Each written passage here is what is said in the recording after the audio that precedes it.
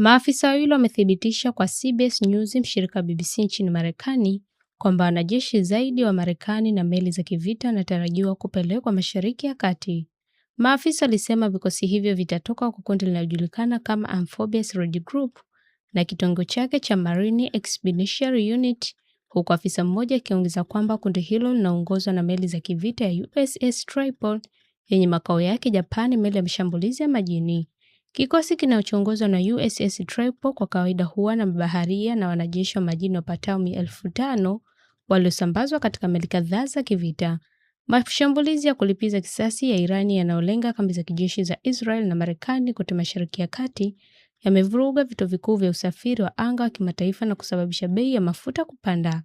Alipoulizwa ni lini jeshi la wanamaji la Marekani litaanza kusindikiza meli za mafuta kupitia mlango wa bahari wa Hormuz, Trump aliwaambia waandishi wa habari siku ya Ijumaa, yaani hivi karibuni.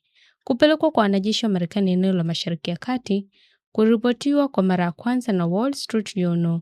Pia iliripoti kwamba ombi la kuongezeka wanajeshi lilitolewa na kamandi kuu ya Marekani, sehemu ya jeshi la Marekani linalohusika na Mashariki ya Kati, na kuidhinishwa na waziri wa ulinzi Pete Hegseth.